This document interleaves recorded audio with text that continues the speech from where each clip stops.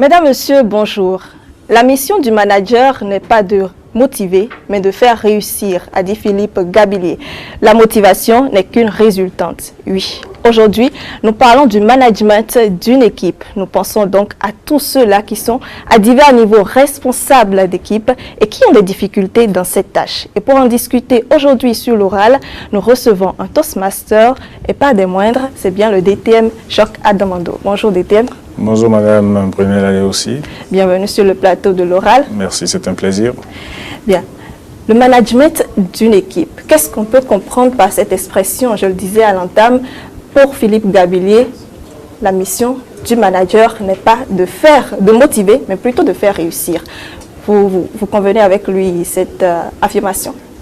Mais je confirme parce que le management en lui-même se définit comme l'ensemble des techniques, l'ensemble des outils que l'on met en œuvre lorsque on met en interaction des éléments d'un système de manière à aboutir à l'atteinte d'un résultat ou d'un but pour être plus précis. Très bien, donc c'est l'objectif qui est le plus important. C'est l'objectif qui est le plus important. D'accord. Et lorsque nous parlons de manager une équipe, l'équipe se définit comme un groupe primaire de personnes. Et on n'entend pas groupe primaire, un groupe relativement petit, donc généralement entre 2 et 20 personnes. D'accord. Et quelles sont les qualités alors qu'il faut avoir pour être un bon manager? Alors pour être un bon manager, les qualités que l'on doit avoir sont déjà fondées sur les connaissances que l'on a. Vos connaissances qui vous permettent donc de développer votre charisme. Le charisme qui s'entend comme l'autorité morale que vous confère et vous reconnaissent les personnes que vous voulez manager. Et cela est tributaire de votre niveau de connaissance. Vous pouvez ne pas être la personne qui connaît mieux que tout le monde, mais vous devez être dans une perpétuelle quête de connaissances. D'accord. Donc, avoir le charisme, avoir la connaissance. La deuxième chose, c'est développer des valeurs. Les valeurs notamment de l'exemplarité. Oui. Parce que ce que vous faites parle si fort que l'on n'entend plus ce que vous dites. Et les personnes auront tendance à mieux vous suivre, à mieux vous être fidèles, et votre voix aura un meilleur écho si vous faites ce que vous leur demandez de faire. Vous devez également être honnête. Être honnête, c'est reconnaître ce qui est. Vous devez également être juste. Être juste, c'est essayer autant que faire se peut de faire preuve d'équité, de faire preuve de droiture, de faire preuve également d'intégrité dans ce que l'on fait. Vous devez être serviable, parce que le manager est le bon, est avant tout un leader. Et leader s'entend la personne qui est au service des autres, le premier des serviteurs. Donc les gens auront tendance à mieux vous suivre lorsqu'elles auront l'impression que vous êtes là pour les accompagner, que vous êtes là pour les amener à être meilleurs, que vous êtes là pour leur faciliter la tâche et non pas pour simplement exercer sur eux une autorité. Pour que vous soyez également un bon manager, vous devez être une personne rationnelle. Une personne rationnelle est cette personne qui sait optimiser les moyens de production qui sont à sa disposition, et les hommes étant également moyens de production, les hommes constituant d'ailleurs le facteur de production le plus important, puisque étant le capital humain. Donc vous devez être cette personne rationnelle, vous devez être une personne à l'écoute, une personne empathique. Vous devez être en même temps une personne qui sait faire la part des choses. Très bien. En tout cas, beaucoup de choses. Donc, beaucoup de choses. Donc, un cocktail de valeurs, un cocktail d'aptitude, un cocktail de compétences. D'accord. Alors, quand on prend la direction d'une équipe, par exemple, qui existait déjà, qui était dirigée par une autre personne, on vient nouvellement, on prend la direction de cette équipe. Quelle est la première action à mener pour déjà asseoir son autorité ou en tout cas se faire bien voir de cette équipe? Déjà, la première chose que vous devez faire, c'est surtout ne pas chercher à asseoir votre autorité. D'accord. Parce que comme je l'ai dit tantôt, vous êtes plus à l'aise quand l'autorité que vous confèrent les autres est morale. Donc, quand vous développez votre charisme. La première des choses, vous devez apprendre à connaître les gens. Et apprendre à connaître une équipe, c'est déjà soi-même s'approprier, maîtriser et se renseigner sur la culture de l'équipe. Parce que chaque équipe a sa culture, qui est fondée sur sa charte. Et la charte qui n'est rien d'autre que la vision qu'à l'équipe. Parce que si les gens se sont mis ensemble, ou si on les a mis ensemble, forcément, c'est dans la dynamique de réalisation d'une vision. Bien sûr. Donc vous devez comprendre quelle est leur vision. Vous devez savoir également quelles sont les missions à la réalisation desquelles ces personnes travaillent. Vous devez connaître leurs objectifs. Vous devez également connaître les objectifs personnels. Parce que lorsque l'on parle de la sociologie des organisations, et ici nous parlons d'équipe, Oui.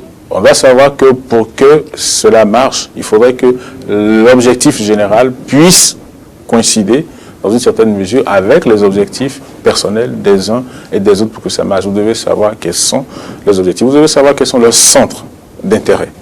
Et vous devez connaître l'histoire de l'équipe. D'où est-ce qu'ils sont partis? Quelles ont été leurs réalisations? Quelles ont été leurs prouesses? Quelles sont leurs faiblesses?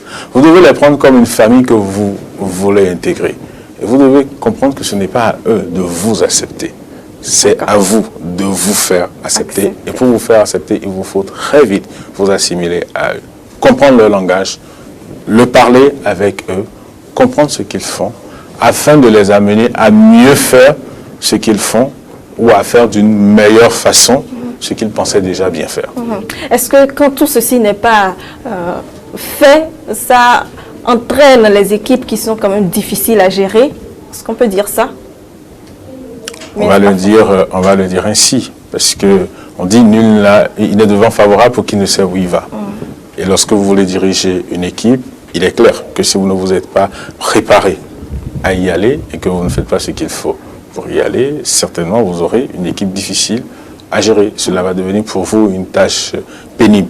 C'est là que vous avez tendance à diriger par la brutalité, à diriger par la force, à diriger par la coercition. Et les chances que l'échec soit au rendez-vous sont quand même grandes. Donc quand on en vient là, alors quel comportement avoir pour désamorcer des situations pareilles? Alors tout dépend de l'origine des conflits, je l'appelle ainsi, que vous avez avec les personnes que vous dirigez. Ou bien c'est un conflit de génération, peut-être qu'il s'agit de personnes trop jeunes et que vous êtes vieux, ou qu'il s'agisse de personnes trop vieilles et que vous êtes relativement jeune. Cela peut être un conflit social. Vous ne venez peut-être pas du même milieu, vous n'avez pas forcément les mêmes réalités. Cela peut être des conflits même d'ordre politique. Peut-être que vous êtes d'une tendance politique qu'on vous connaît, qui n'est pas forcément la leur. Et même si vous ne voulez pas mettre en avant votre sensibilité politique, ils auront tendance à penser que d'une manière ou d'une autre, il faudrait que ce qu'ils auront à faire ne contribue pas à mieux vous asseoir politiquement. Donc, cela peut être aussi d'ordre religieux. Vous êtes peut-être d'une certaine obédience qui n'est pas la leur, et par rapport à ça, ils sont peut-être pas à l'aise à travailler avec quelqu'un qui n'est pas de leur obédience religieuse, surtout s'ils ont tout le temps été dirigés par une personne de leur obédience religieuse. Cela peut être également culturel. Vous ne venez pas, peut-être de la même région, où ils se sont trouvés par la force des choses, ou par un hasard heureux ou malheureux, à n'être des gens que d'une même région. Et ils le savent. Et vous êtes peut-être d'une autre région. Toujours en parlant des causes culturelles, peut-être qu'ils viennent d'une région où ils estiment que cette région, par le passé, a été supérieure à la vôtre. Peut-être que vous venez d'une région où ils étaient plutôt leurs esclaves. Donc il y a plusieurs facteurs qui peuvent entrer en ligne de compte. Donc c'est à vous de savoir de quel aspect s'agit-il pour savoir sur quelle corde il faudrait que vous puissiez tirer. Vous avez également, puisque la question est de savoir comment est-ce qu'on règle ce type de problème. Une fois que vous avez identifié la source de votre conflit avec les personnes que vous dirigez, il faudrait que très rapidement, vous puissiez mettre en place un creuset qui vous permette de changer. Et il y a les retraites de personnel, il y a les team building, les occasions qui vous permettent en réalité de descendre un peu de votre piédestal de dirigeant, d'être vraiment une famille, de créer les conditions pour que, cela vous me permettrez l'expression, cela rigole, pour que ça bavarde et que vous soyez attentifs aux blagues que les gens font, parce que généralement, au moment des blagues, ils disent beaucoup de choses. Et peut-être après avoir bu un bon verre de vin, Personne ne va dévier sa langue. Cela vous permettra donc de savoir. Et surtout, ne pas leur tenir rigueur des vérités qui vous diront, même si ce sont des vérités qui fâchent. De manière à très vite recentrer, très vite reconsidérer les choses pour qu'ensemble, vous continuiez à aller loin. Très bien. Nous sommes dans une équipe, donc, plutôt nous sommes à la tête d'une équipe qu'on doit manager. Alors, quelle est la place de la valorisation des prouesses, de tout ce qui est fait par l'équipe? Le mérite est une chose importante, parce que les études ont démontré que mieux que la rémunération pécuniaire, les personnes que vous dirigez ont tendance à avoir un meilleur rendement lorsque vous savez reconnaître leurs efforts. Donc, il faut reconnaître l'efficacité de la personne qui sait atteindre les résultats, les objectifs qu'on lui fixe. Il faut reconnaître la personne qui fait mieux que ce qu'on lui a demandé de faire, donc la personne qui réalise des prouesses. Il faut reconnaître la place de la personne qui réalise des exploits. Il faut reconnaître la place de la personne qui est exceptionnelle. Et reconnaître cela passe par de simples gestes, de petites réunions, de petits pots autour desquels on récompense un petit certificat, l'employé du mois, le meilleur leader de l'équipe. Vous pouvez aller même jusque-là, bien que vous soyez le manager, pour reconnaître qu'il y a quelqu'un qui a fait montre de leadership au cours de ce mois sur un projet bien déterminé, une activité précise. Et que pendant ce mois, sa photo soit à l'entrée, dans le mur, bien encadré, bien encadré, qu'il soit mis en valeur, un petit cadeau en plus, matériel ou financier, une petite augmentation, un bonus ponctuel, autant donc d'ingrédients dans un éventail large de possibilités donc de reconnaître les efforts des personnes, parce qu'autrement il arrive un moment où les gens ils ne réalisent pas pourquoi est-ce qu'ils sont en train de s'époumoner tous les jours, de s'évertuer pour atteindre les objectifs. Donc il faut le reconnaître, et cela tient une place importante, d'accord, dans le dispositif de management, dans les outils de motivation. Très bien. Et justement, quand on sait valoriser, quand on sait féliciter, il faut savoir également sanctionner les erreurs et les fautes. Il faut savoir le faire, il faut le faire positivement. Et vous m'avez présenté tantôt comme Toastmaster. Oui. Et l'une des choses que nous privilégions justement, c'est l'évaluation efficace et positive. Parce que pour nous, une évaluation, et j'interprète ou je conçois la sanction comme telle, elle doit être celle-là qui permette à la personne d'avancer. Donc pour sanctionner, il faudrait que l'on ait dit à la personne clairement ce qu'on attendait d'elle. Une fois qu'on le lui a dit, il faudrait qu'on l'ait accompagné. Et il faudrait que la sanction soit à la mesure de la faute. Il ne faudrait pas que la sanction soit disproportionnée. Il faudrait également qu'elle soit opportune. Vous ne sanctionnerez pas une personne 6 mois après une faute qu'elle a commise, parce qu'il y a eu un concours de circonstances à dénotation complètement subjective, et vous en profitez pour vous dire, tiens, vous aviez fait une chose il y a des moments, cela ne passerait pas. Mais il faudrait surtout que vous ayez discuté avec la personne avant. On peut même en toute courtoisie infliger une sanction à une personne. Il est important que la personne comprenne et sache la raison pour laquelle on lui a infligé la sanction, et que l'objectif, in fine, soit de l'amener à s'améliorer. Il ne faudrait pas que la sanction soit utilisée comme un outil de pression que l'on agite pour que tout le monde voit dans sa direction et que personne n'ose vous contredire. Alors, il y a quand même des fautes, des erreurs qu'on peut laisser passer. Il y a des erreurs qu'on peut laisser passer. À quel degré? Alors, tout dépend, c'est là où c'est relatif.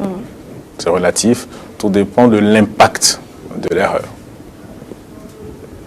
Dans une entreprise où le chiffre d'affaires est d'1 milliard, où vous commettez une erreur qui fait perdre 10 000 francs, forcément cela n'aura pas le même impact que dans une entreprise dont le chiffre d'affaires est juste de 100 000. On est d'accord. Donc il faudrait que relativement on puisse pondérer pour voir quel a été l'impact. Et l'erreur, en fait, ce n'est pas qu'on laisse passer, non. On ne sanctionne peut-être pas sévèrement, mais on discute avec la personne, on attire son attention. Donc ce n'est pas tant qu'on a laissé passer l'erreur. Après, il faut savoir les dispositions dans lesquelles la personne est aussi. Puisque ce n'est pas tous les jours qu'un collaborateur ou un membre d'une équipe est au mieux de sa forme. Et c'est pourquoi c'est important que dans les entreprises, on ait ce que l'on appelle le système ailleurs de tutorat. À Toastmasters, nous l'appelons le mentorat. Le mentorat, oui. Il y a une personne qui est à l'écoute. Il y a une personne qui, au-delà de la vie professionnelle, essaye un tant soit peu d'être à l'écoute de la personne dans sa vie personnelle, dans sa vie familiale, dans les autres aspects donc, de sa vie, pour s'assurer que l'équilibre est garanti d'une manière ou d'une autre et pour attirer l'attention sur les considérations que l'on doit prendre en compte à des moments donnés pour essayer de relativiser la réaction par rapport justement à certaines actions ou à certains manquements de cette personne-là. On peut dire donc que le manager s'intéresse également à la vie personnelle, en dehors donc de la vie professionnelle du membre de son équipe. Absolument. S'il ne le fait pas, il n'aura pas une famille autour. Même si tout en le faisant, il faudrait qu'il prenne la hauteur suffisante qu'il faut pour qu'on ne confonde pas tout. Parce que vous pouvez être attentionné sans être lassiste. Vous pouvez être attentionné tout en définissant les limites, de manière à ce qu'on n'oublie pas qu'après tout, nous sommes en entreprise. D'accord. Alors, en tant que, bien sûr, manager expérimenté, j'en suis persuadée, est-ce que vous pouvez nous dire un peu, nous raconter un tout petit peu une anecdote d'une de vos expériences et comment vous avez su gérer? Une petite. Alors, je la raconterai sans être précis. Oui, il n'y a pas de souci. Parce qu'il y a le secret professionnel aussi qu'il faut préserver et préserver l'amour propre des uns et des autres. Oui. Alors, l'expérience qui m'est déjà arrivée donc, de vivre personnellement, c'est par rapport à la défense d'intérêts communs. Et où je n'étais au départ même pas le porteur. Je suis devenu porteur simplement parce que la cause était commune. Et bien que l'enjeu était collectif, j'ai tout fait de me rendre compte à un moment donné que nous n'avions forcément pas les mêmes difficultés. Parce que pour peu qu'il est arrivé qu'on agite un petit intéressement à certains membres de l'équipe, qui passaient par des moments difficiles, rapidement, nous avons quand même couru le risque que cette cause-là que nous portions et qui aurait quand même pu être bénéfique pour tout le monde, qu'elle puisse très vite s'étioler. Et c'est là que nous avons compris qu'on pouvait, que personnellement j'ai compris, qu'on pouvait être en train de défendre une bonne cause, être meneur d'une bonne cause en tant que responsable d'équipe, mais que, comme je l'ai dit tantôt, les intérêts personnels des uns peuvent à un moment donné primer sur l'intérêt collectif parce qu'ils veulent régler le problème de l'urgence et que vous êtes peut-être, vous, dans une dynamique long-termiste. Donc, il faut partir toujours de ce que veulent les autres, de leur réalité, avant de fixer la hauteur de l'enjeu et de s'y engager. Très bien.